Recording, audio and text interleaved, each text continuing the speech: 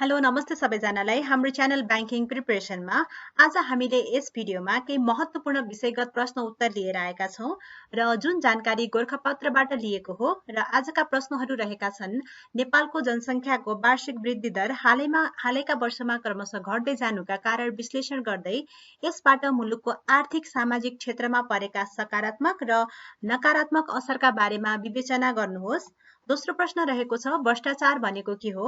नेपालमा भ्रष्टाचार बढ्नुका कारण के हुन्? उल्लेख गर्दै भ्रष्टाचार नियन्त्रणमा कुन कुन निकायले के कस्तो भूमिका निर्वाह गर्नुपर्ने देख्नुहुन्छ? चर्चा गर्नुहोस्।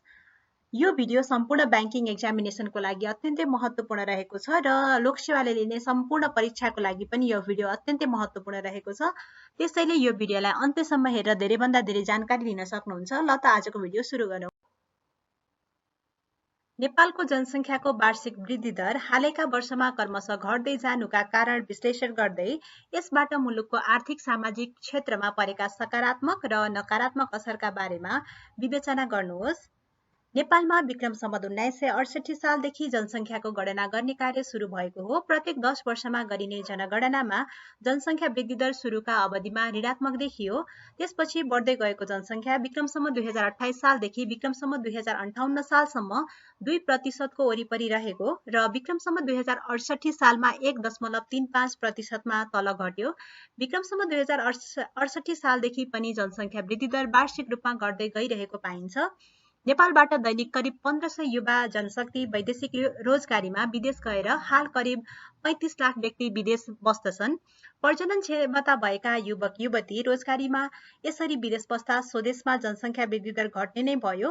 यो नेपालमा जनसङ्ख्याको वार्षिक वृद्धि दर हालैका वर्षमा क्रमशः घट्दै जानुको प्रमुख कारण यही नै हो र यसका अन्य कार्यलाई निम्न अनुसार प्रस्तुत गर्न सकिन्छ। ढिलो उमेरमा विवाह गर्ने प्रवृत्ति बढ्दै जानु, परिवार नियोजनका अस्थायी र स्थायी साधन सर्वसुलभ उपलब्ध हुनु, सुरक्षित गर्भपतन सेवा देशभरि सहज उपलब्ध हुनु, प्रजनन हकमा महिलाको अधिकार स्थापित हुनु। यस्तै गरी नेपालको जनसङ्ख्याको वार्षिक वृद्धि दर हालैका वर्षमा क्रमशः घट्दै जानुका कारणहरूमा रहेका छन्। छोरा वा छोरी दुवै बराबरी भन्ने मान्यता विकसित हुनु र दुई मात्र सन्तानको अवधारणा प्रचलनमा आउनु। यसरी नेपालको जनसङ्ख्या वार्षिक वृद्धि दर क्रमशः घट्दै जाँदा मुलुकको आर्थिक सामाजिक क्षेत्रमा परेका सकारात्मक र केही नकारात्मक पक्षहरूलाई यहाँ छलफल गरौँ। नेपाल भौगोलिक र अर्थतन्त्रको दृष्टिले केही सानो भए पनि सामाजिक एवं सांस्कृतिक हिसाबले धेरै धनी देश हो। सानो भूगोल, थोरै जनसङ्ख्या भएमा देशको विकास राम्रै हुन्छ। जनसङ्ख्या गर्दै गएमा रोजगारी, सामाजिक सुरक्षा लगायतका सेवा सुविधा उपलब्ध गराउन सरकारलाई निकै सजिलो पर्दछ। गाउँ र शहर दुवै व्यवस्थित हुन्छन्। वातावरण प्रदूषणमा कमी हुँदै जान्छ र सामाजिक विकृति पनि कमी हुन्छ। यी सकारात्मक असर हुन् र जनसङ्ख्या वृद्धि दर मानव जन्मने क्रमको वृद्धि दर हो। मुलुकमा मानव जीवनको जन्म कम हुँदा देशमा उपलब्ध स्रोत साधनको कुशल परिचालन नहुन सक्दछ। दक्ष जनशक्तिको कमी हुन सक्दछ र दक्ष जनशक्तिको कमी हुन जाँदा मुलुकको आर्थिक सामाजिक विकासमा गतिशीलता कमी हुन जान्छ। स्वदेशमा दक्ष जनशक्तिको अभाव भई विदेशबाट आयात गर्नुपर्ने भई स्वदेशी पैसा विदेशमा पनि जान सक्छ। जनसङ्ख्या वृद्धि दर कम हुने भएका व्यक्ति वृद्ध हुने, मुलुक वृद्धाश्रममा परिणत हुन सक्छ। यी जनसङ्ख्या वृद्धि दर घट्नुका नकारात्मक असरहरू रहेका छन्। भ्रष्टाचार भनेको के हो? नेपालमा भ्रष्टाचार बढ्नुका कारण के हुन्? उल्लेख गर्दै भ्रष्टाचार नियन्त्रणमा कुन कुन निकायले के कस्तो भूमिका निर्वाह गर्नुपर्ने देख्नुहुन्छ? चर्चा गर्नुहोस्। सार्वजनिक स्रोत, साधन, सम्पत्ति, अधिकार एवं जिम्मेवारीको दुरुपयोग गरी व्यक्तिगत स्वार्थमा प्रयोग गर्ने कार्यलाई भ्रष्टाचार भनिन्छ। कानूनको गलत व्याख्या, गलत प्रयोग, आर्थिक लेनदेन, सरकारी सम्पत्तिको दुरुपयोग, राजस्व हिनामिना, गलत लेखाङ्कन, भौतिक प्रगति बिनाको कागजी कार्य लगायत विभिन्न रूप स्वरूपमा हुने सबै अनियमित कार्य भ्रष्टाचार हुन्। गर्नुपर्ने कार्य नगर्ने र नगर्नुपर्ने काम गर्ने कार्य पनि भ्रष्टाचार नै हो। यस्ता कतिपय अपराधजन्य कार्यको खोजी नीति गरी भ्रष्टाचार रोक्नु राज्यको दायित्व हो। विकास र समृद्धिको बाधक भ्रष्टाचारलाई रोक्न संवैधानिक, कानूनी, संस्थागत लगायतका थुप्रै व्यवस्था गरिएको छ र पनि नेपालमा भ्रष्टाचार नियन्त्रण गरी सुशासन कायम हुन सकेको छैन। नेपालमा भ्रष्टाचार बढ्नुका कारण, नेपालमा भ्रष्टाचार बढ्नुका आर्थिक, सामाजिक एवं राजनीतिक कारण जिम्मेवार छन्। नीतिगत, संस्थागत, प्रक्रियागत, आचरणगत जस्ता कारणबाट पनि भ्रष्टाचार बढेको देखिन्छ। यी सबै कारणलाई निम्न अनुसार उल्लेख गर्न सकिन्छ। भ्रष्टाचार नियन्त्रण गर्न उच्च राजनीतिक तहबाट दृढ इच्छा शक्ति नदेखाउनु, निर्वाचन खर्च अनियन्त्रित हुनु, कार्यकर्ता परिचालन कार्य खर्चिलो हुनु। यस्तै गरी नेपालमा भ्रष्टाचार बढ्नुका कारणहरूमा रहेका छन् सामाजिक संरचनाले भ्रष्टाचारलाई बहिष्कार नगर्नु, आम राष्ट्र सेवकको तलब सुविधा न्यून हुनु, भ्रष्टाचार नियन्त्रण सम्बन्धी कार्यमा संलग्न निकायबीच कार्यगत समन्वयको कमी हुनु, सरकारी साधन स्रोत सम्पत्तिको दुरुपयोग गर्नेलाई कानुनी कारबाही नहुनु, सरकारी सेवा प्रदायक निकायहरू सेवाग्राहीप्रति जिम्मेवारी जवाबदेही नहुनु, गरेका काम कारबाही पारदर्शी नहुनु, सरकारी कार्यमा स्वच्छता नहुनु, जनमुखी नहुनु, लामो र जटिल कार्य प्रक्रिया, राम्रो र छिटो काम गर्ने प्रचलन नहुनु, ऐन नियम कानूनका प्रावधानको पूर्व पालना नगर्नु आदि माथिल्लो निकायले मातहतका कार्यालयबाट हुने अनियमितता एवं भ्रष्टाचारजन्य कार्यहरू रोक्न नियन्त्रणात्मक, दण्डात्मक र प्रवर्धनात्मक रणनीति लागू नगर्नु, सेवाग्राही सर्वेक्षण खोज पत्रकारिताको विकास नहुनु, सरकारी निकायका काम कारबाही र सूचना गोप्य राख्नु, सूचनाको हकको पूर्ण कार्यान्वयन नहुनु। यस्तै गरी नेपालमा भ्रष्टाचार बढ्नुका अन्य कारणहरूमा रहेका छन् सरकारी सबै काम कारबाही एवं सेवा प्रवाहमा आधुनिक उच्च सूचना प्रविधिको प्रयोग गरी एकद्वार प्रणाली लागू नगर्नु, सेवा प्रवाह छरिएर दिनु, सेवा प्रदायक बीच कार्यात्मक समन्वय नहुनु, नियामक निकाय बीच सूचनामूलक समन्वय नहुनु, सेवा प्रदायक कर्मचारीले गरेको कामको निष्पक्ष मूल्याङ्कन नहुनु, काम गर्ने र काम नगर्ने बीच व्यवहार एउटै हुनु, सेवाग्राहीहरू सचेत नहुनु, प्रश्न गर्ने र उत्तर माग्ने प्रचलन नहुनु, कतिपय अवस्थामा कर्मचारीसँग मिलोमतो गर्नु, सेवा प्रदायक कर्मचारीको आचरण व्यवहार कार्यशैलीमा परिवर्तन नआउनु, लोकतान्त्रिक मूल्य मान्यताको व्यवहार नगर्नु, परम्परागत सोचले ग्रस्त हुनु, निजी क्षेत्र, नागरिक समाज, गैर सरकारी संस्था, भ्रष्टाचार विरोधी संस्था आदि सबैको काम कारबाही समन्वयात्मक नहुनु, छरिएर रहेका निकायको प्रभावकारितामा कमी देखिनु र भ्रष्टाचार मनोवृत्ति, नैतिकता, नितान्त व्यक्तिगत आचरणसँग जोडिएको विषय भएकाले यो बढ्नुका अनेक कारण हुन्छन्। मानिसको बोली र व्यवहार फरक हुनाले पनि भ्रष्टाचार बढेको हो। विगतदेखि नै जडा गाडेको कुसंस्कारका रूपमा रहेको नेपालमा भ्रष्टाचार व्याप्त रहेको छ र यी सम्पूर्ण बुदाहरूलाई हामीले नेपालमा भ्रष्टाचार बढ्नुका कारणहरूका रूपमा हेर्यौं। अब हेरौं भ्रष्टाचार नियन्त्रणमा कुन निकायले के कस्तो भूमिका निर्वाह गर्नुपर्ने देखिन्छ। भ्रष्टाचार नियन्त्रणमा निकायको भूमिका। नेपालमा भ्रष्टाचार नियन्त्रण गर्ने प्रमुख एवं जिम्मेवार निकाय अख्तियार दुरुपयोग अनुसन्धान आयोग हो। भ्रष्टाचार नियन्त्रणमा सहयोगी एवं साझेदारीको आवश्यकता छ। संसद र त्यसका समितिहरूको भूमिका। खर्चिलो निर्वाचन प्रणालीको विकल्प खोज्ने, कम खर्चिलो र मितव्ययी हुने निर्वाचन प्रणालीको विकास गर्ने, सबै सेवा प्रदायक सरकारी निकायहरूमा काम कारबाहीको सूक्ष्म निगरानी राख्ने, सुधारका रणनीतिहरू तय गरी लागू गराउने निर्देशन दिने, ऐन नियम कानूनहरू सामयिक परिमार्जन गरी छिटो छरितो बनाउने, सरकारी निकायलाई सेवाग्राही प्रति जिम्मेवार बनाउने, अनुगमन गर्ने, मूल्याङ्कन गर्ने, सरकारी निकायका आश्वासन पूरा गराइ छाड्ने। यस्तै गरी प्रधानमन्त्री तथा मन्त्री परिषद कार्यालयको भूमिका यस प्रकार रहेको छ।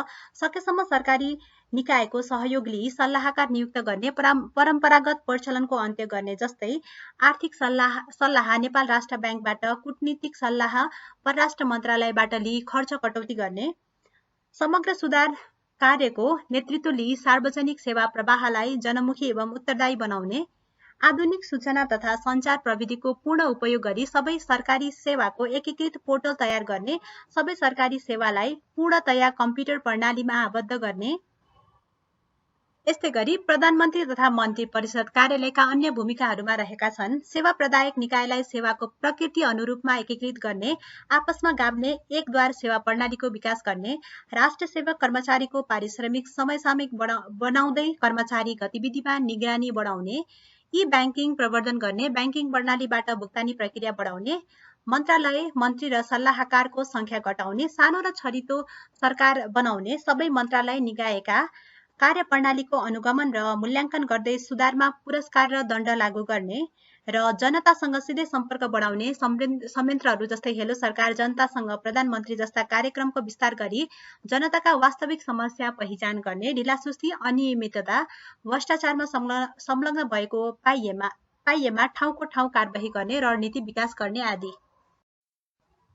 यस्तै गरी भ्रष्टाचार नियन्त्रणमा अख्तियार दुरुपयोग अनुसन्धान आयोगको भूमिका यस प्रकार रहेको छ। भ्रष्टाचार नियन्त्रण गर्न प्रवर्धनात्मक, रोकथाम र दण्डात्मक नीति अवलम्बन गर्दै भ्रष्टाचार नियन्त्रण गर्ने प्रमुख एवं जिम्मेवार निकायका रूपमा सशक्त भूमिका निर्वाह गर्ने, भ्रष्टाचार जन्य कार्यको अनुसन्धानमा तीव्रता दिने, सूचनामूलक अनुसन्धान गरी वास्तविक दोषी पत्ता लगाउने, भ्रष्टाचार नियन्त्रणमा संलग्न निकायबीच कार्यगत समन्वय बढाउने, भ्रष्टाचार हुन सक्ने जोखिम क्षेत्र पहिचान गरी निगरानी बढाउने, भ्रष्टाचार मुद्दामा बढी सफलता प्राप्त हुने गरी भ्रष्टाचारको तथ्यगत अनुसन्धान गरेर मुद्दा दायर गर्ने, भ्रष्टाचार नियन्त्रणमा सरकारलाई राय, सल्लाह, सुझाव प्रदान गर्ने र भ्रष्टाचार भएपछि कारबाही गर्नुभन्दा भ्रष्टाचार हुनै नदिने वातावरण तयार गर्ने गराउने।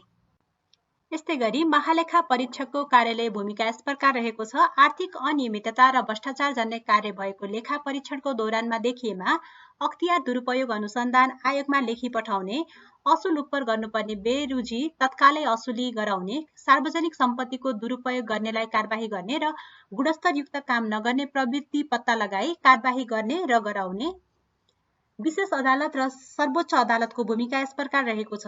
भ्रष्टाचार मुद्दा मामिलामा प्राथमिकता दिई निर्णय गर्ने, प्रक्रियागत पक्षको साथै नतिजामूलक पक्ष विचार गरी मुद्दाको सुनवाई गर्ने, कानूनका प्राविधिक एवं जटिल विषयलाई सरल परिभाषा गर्दै सामाजिक आवश्यकताको सिद्धान्त बमोजिम निर्णय गर्ने, कानूनी व्यवस्थामा भएका कमी कमजोरी पहिचान गरी सरकारलाई सुधारका लागि सल्लाह सुझाव दिने र अदालतको आदेश तथा निर्णय सबैले ससम्मान पालना गर्नुपर्ने वातावरण तयार गर्ने। यस्तै गरी भ्रष्टाचार नियन्त्रणमा राष्ट्रिय सतर्कता केन्द्रको भूमिका यस प्रकार रहेको छ। भ्रष्टाचार जन्य कार्य पहिचान गरी सम्बन्धित कार्यालयलाई सतर्क गराउने, भ्रष्टाचार बढी हुने निकाय पहिचान गरी अनुगमन निगरानी बढाउने, भ्रष्टाचार हुनै नदिने वातावरण तयार गर्ने, सार्वजनिक सेवा प्रक्रियामा सरलीकरणका उपाय पत्ता लगाउने, ऐन नियम सुधारमा सल्लाह दिने, सेवाग्राही सर्वेक्षण गरी सेवाग्राहीको सचेतना बढाउने।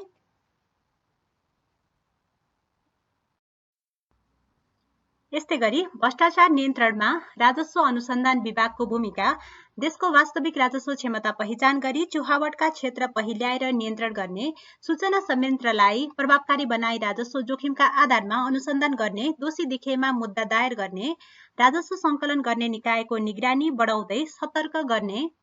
सम्पत्ति शुद्धिकरण अनुसन्धान विभागको भूमिका यस प्रकार रहेका छन्। गैरकानूनी एवं अपराधजन्य कार्यबाट प्राप्त रकमलाई वैधानिक बनाउने कार्यको सघन अनुसन्धान गरी दोषी उपर मुद्दा दायर गर्ने, बैंक तथा वित्तीय कारोबारमा नियमित निगरानी राख्ने र अपराध अनुसन्धानमा संलग्न निकायबीच कार्यगत समन्वय कायम गर्ने। जिल्ला प्रशासन कार्यालयको भूमिका यस प्रकार रहेको छ। जिल्लामा बढी भिडभाड हुने कार्यालयको सेवा प्रवाहमा सरलीकरण गर्ने, जिल्ला स्थित सबै सरकारी कार्यालय बीच समन्वय सम्पर्क विस्तार गर्दै भ्रष्टाचार एवं अनियमित कार्य हुन नदिने वातावरण तयार गर्ने, स्थानीय उपभोक्ता, सेवाग्राही एवं आम नागरिकलाई सूचना प्रवाह गर्दै सचेतना बढाउने र स्थानीय सञ्चार संस्थाहरू र पत्रकारहरूको सहयोग लिई जिल्ला तहमा भ्रष्टाचार विरोधी अभियान सञ्चालन गर्ने। यस्तै गरी भ्रष्टाचार नियन्त्रणमा कोष तथा लेखा नियन्त्रक कार्यालयको भूमिका यस प्रकार रहेको छ। आन्तरिक लेखा परीक्षण कार्यलाई छिटो छरितो बनाउने, देखिएका कमजोरी त्रुटि बेरुजी तुरुन्तै हटाउन लगाउने र सरकारी कार्यालयको आय र व्ययको विवरण सार्वजनिक गर्ने र गर्न लगाउने। यस्तै गरी सम्बन्धित सेवा प्रदायक कार्यालयको भूमिका छिटो छरितो सेवा प्रवाह गर्ने, टोकन प्रणाली लागू गरी पहिला आउनेलाई पहिलो सेवा दिने, फारम र कागजातको संख्या घटाएर गुणस्तरीय सेवा दिने, घुम्ती सेवा दिने, लेख्न पढ्न नजान्ने सेवाग्राहीका लागि कार्यालयमा सहयोगी कक्ष स्थापना गर्ने, नागरिक वडापत्र राख्ने र सोही अनुसार सेवा प्रवाह गर्ने, कार्यालयको सम्पूर्ण आय र व्यय सार्वजनिक गर्ने, सूचना तथा सञ्चार प्रविधिको उच्चतम प्रयोग गर्ने, कम्प्युटर प्रणालीबाट सेवा प्रवाह गर्ने, कार्यालयमा भ्रष्टाचार र अनियमित कार्य हुनै नदिने, समय समयमा कर्मचारीको बैठक राखेर कर्मचारीलाई सेवा प्रवाहमा उत्प्रेरित गर्ने। यस्तै गरी भ्रष्टाचार नियन्त्रणमा कर्मचारीको भूमिकाहरू यस प्रकार रहेका छन्। परम्परागत कार्यशैलीमा सुधार गर्ने, व्यक्तिगत आचरणमा सकारात्मक सुधार ल्याउने, अनियमित एवं भ्रष्टाचार जन्य कार्यमा संलग्नै नहुने, सदाचार नैतिकता आचरणको पूर्ण पालना गरी असल राष्ट्रसेवकको परिचय दिएर समाजको अगुवा बन्ने। यस्तै गरी सेवाग्राहीको भूमिकाहरू यस प्रकार रहेका छन्। सरकारी ऐन नियमको पालना गर्ने, अरू सेवाग्राहीको सम्मान गर्ने, नागरिक वडापत्र अध्ययन गरी सो बमोजिम सेवा लिने, सेवा प्राप्त हुन नसकेमा कार्यालय प्रमुखसँग प्रश्न गर्ने र उत्तर माग्ने। यस्तै गरी लेख्न पढ्न नजान्ने अन्य सेवाग्राहीलाई सहयोग गर्दै सरकारी कार्यालयमा ढिलासुस्ती अन्त्य गर्न रचनात्मक सहयोग गर्ने। अन्त्यमा भ्रष्टाचार नियन्त्रणमा समाजको भूमिकाहरू यस प्रकार रहेका छन्। भ्रष्टाचारीलाई सामाजिक बहिष्कार अभियान चलाउने र सामाजिक आचरण व्यवहार परम्परामा सुधार गर्दै बढ्दो चाडबाड खर्च लगायत अन्य सामाजिक कार्यका खर्चमा कटौती गर्ने कार्य गर्ने। तसर्थ भ्रष्टाचार नियन्त्रणमा निजी क्षेत्र, गैर सरकारी संस्था, नागरिक समाज, भ्रष्टाचार विरोधी संस्था लगायत सबैको भूमिका उल्लेखनीय रहेको छ। आफ्नो क्षेत्रमा पारदर्शिता ल्याई सार्वजनिक निकायलाई जनमुखी बनाउन रचनात्मक सहयोग गर्ने, नागरिकमा सचेतना बढाउने, खबरदारी गर्ने जस्ता कार्यमा तीव्रता दिनुपर्ने देखिन्छ। भ्रष्टाचार विकृतिका रूपमा हाम्रो समाजमा रहेको छ र व्यक्ति, परिवार, समाज र राज्यका निकाय सबै मिलेर यसको नियन्त्रण गर्नुपर्ने देखिन्छ। अवस्था आजको भिडियोमा यति नै। यस्तै महत्त्वपूर्ण जानकारीको लागि हाम्रो च्यानललाई सब्स्क्राइब गर्नुहोला र अझै धेरै इन्फर्मेसनको लागि हाम्रो च्यानललाई भिजिट गर्नुहोला। धन्यवाद।